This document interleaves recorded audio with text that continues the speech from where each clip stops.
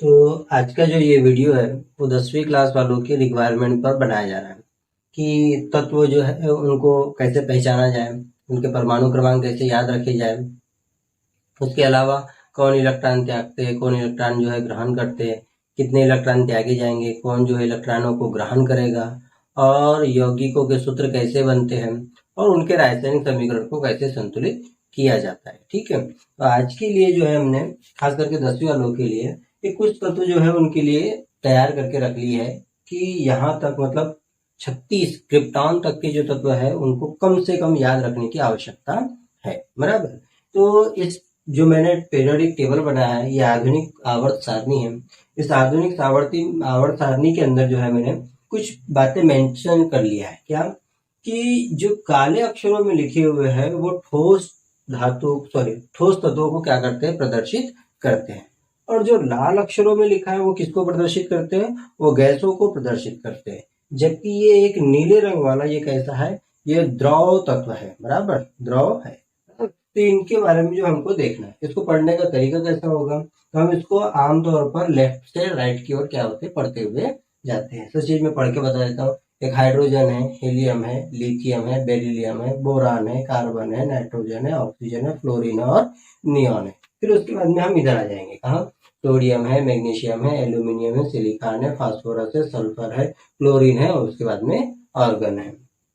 तो जिस तरीके से हम उसको क्या करते जा रहे हैं, पढ़ते जा रहे हैं, वही उसका क्या है, नंबर संख्या भी है। मतलब पहला 1 नंबर, इसका परमाणु क्रमांक 1 होगा। तो हम चाहे तो उसके बॉक्स में भी लिख सकते हैं, परमाणु क्रमांक कितना है, 1 है।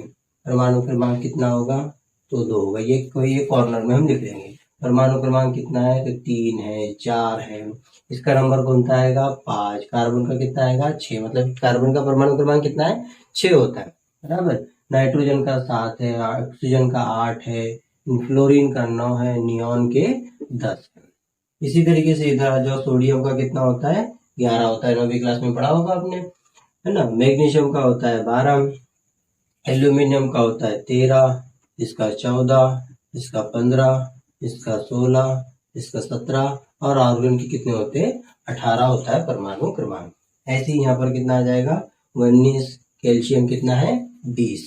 ये जो बीच की जो है ये 10 तत्व है। कितने हैं, 1 2 3 4 5 6 7 8 9 10।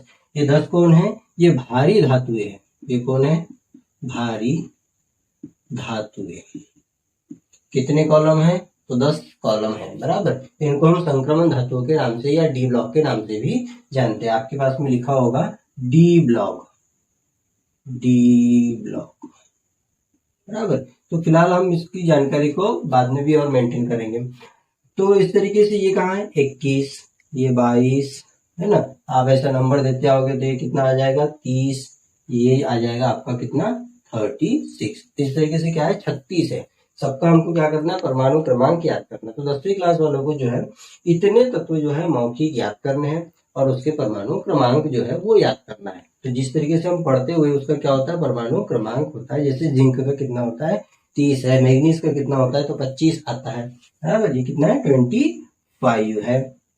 तो इस तरीके से हमको क्या मौखिक याद करना है।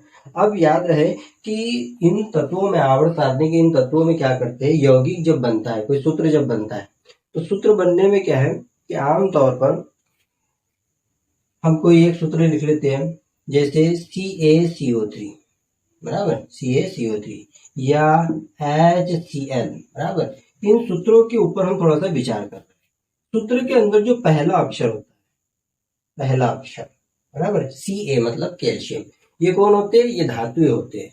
और धातुओं के ऊपर हमेशा क्या होता है, प्लस वाला होता है। मतलब पहले सूत्र के अंदर पहला जो अक्षर है वो कैसा वाला है, वो धन वाला है। बराबर। और जो दूसरा है वो कैसा है, इलेक्ट्रॉन लेने वाला है। मतलब इनके ऊपर माइनस होते हैं। तो पहले टुकड़े के ऊपर क्या होता है, प्लस का चिन्ह, दूसरे के ऊपर क्या होता है, माइनस का चिन्ह। ऐसे हाइड्रोजन के ऊपर क्या होता है, 1 प्लस, और Cl के ऊपर क्या होता है, 1 माइनस। तो हम क्या कर लेते हैं, पहले उस बातों को थोड़ा सा समझ लेते हैं।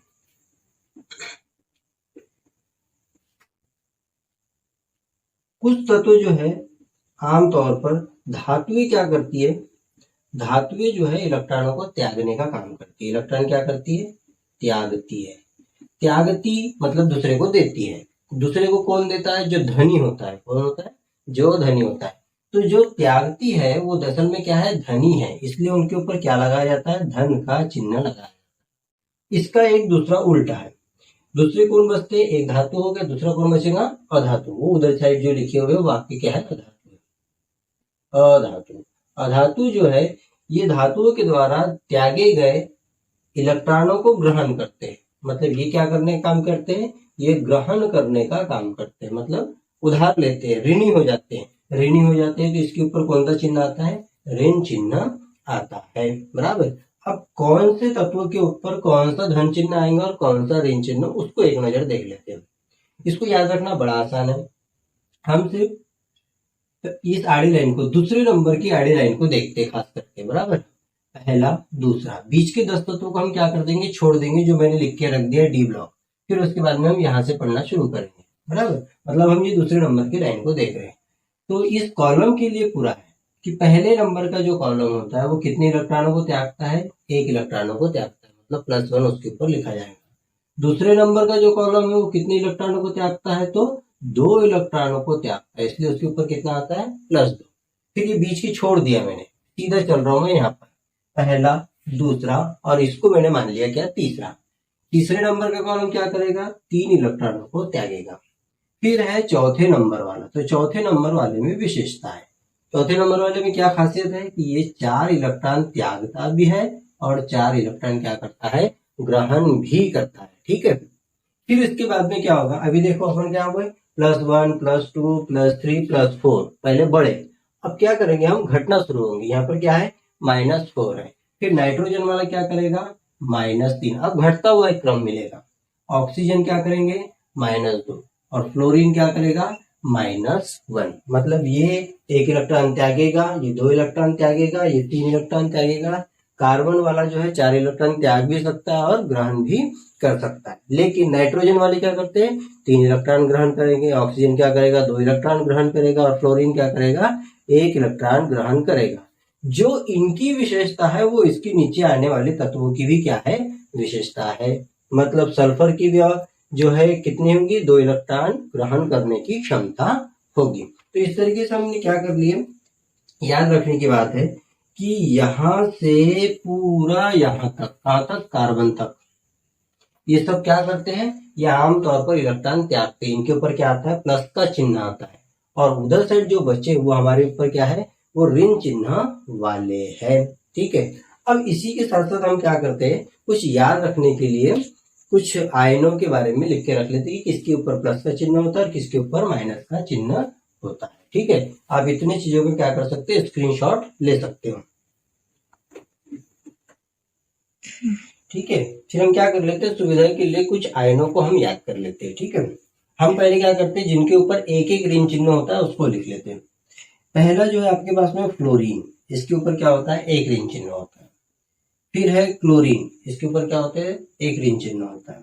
फिर उसके बाद में है ब्रोमीन, इसके ऊपर भी क्या होता है, एक ऋण चिन्ह होता है।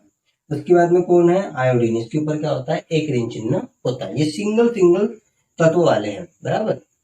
फिर दूसरा कॉलम, अब 2 वाला ऑक्सीजन है, ऑक्सीजन के ऊपर कितने आएंगे, 2 माइनस, यहाँ लिखा हुआ अभी, ऑक्सीजन के ऊपर कितने आते हैं, 2 माइनस। ऐसा ही सल्फर के लिए कितने आएंगे, 2 माइनस, बराबर। अब तीसरे नंबर का कॉलम, बराबर। तीसरे नंबर के कॉलम में क्या करेंगे हम, -3 किस किस के ऊपर आते हैं, तो नाइट्रोजन के ऊपर कितने आते हैं, -3 आते हैं, बराबर। और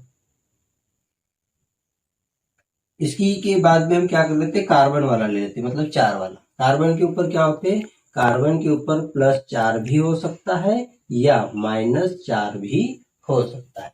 ये कैसे है, अभी यहां से यहां तक का टेबल कैसा है, ये सिंगल सिंगल शब्द वाला है, fluorine, chlorine, bromine, iodine, oxygen, sulphur, nitrogen, carbon. अब कुछ उदाहरण देखते हैं दूसरे जो जटिल वाले हैं। जटिल जैसे जिसमें O भी है, H भी है, ये भी क्या होता है, आयन के रूप में होता है। तो OH के ऊपर क्या होता है, सिंगल माइनस होता है। NO3, इसको हम बोलते हैं नाइट्रोसम, क्या बोलते हैं, नाइट्रो, है ना। इसके ऊपर भी क्या होता है, सिंगल माइनस होता है।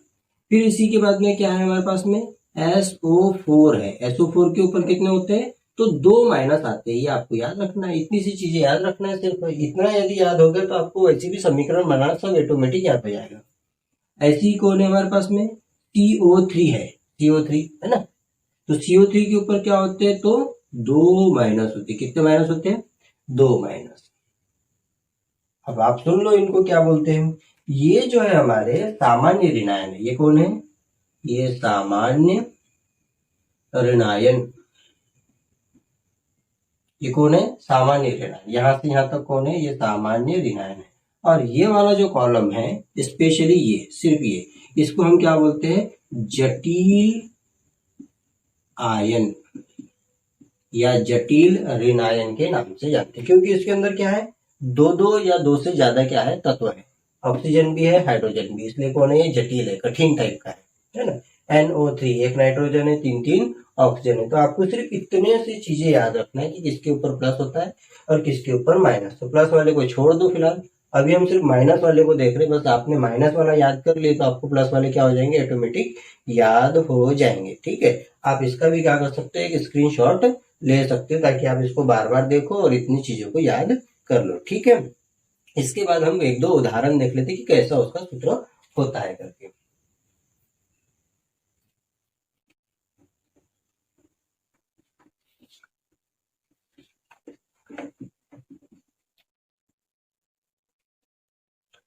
अब जो हमारे पास में उदाहरण के तौर पर माना किसी के दिमाग में जैसा आएगा वैसा, H2SO4 बराबर। H2SO4 में कितने भाग है, 2 भाग है, एक इधर आधा भाग, एक इधर आधा भाग। SO4 के ऊपर कितने होते हैं, अभी लिखा था अपने, कितने होते हैं, 2 माइनस होते हैं। कितने होते हैं, 2 माइनस। आपको वो याद नहीं है तो ये आपको भी होगा।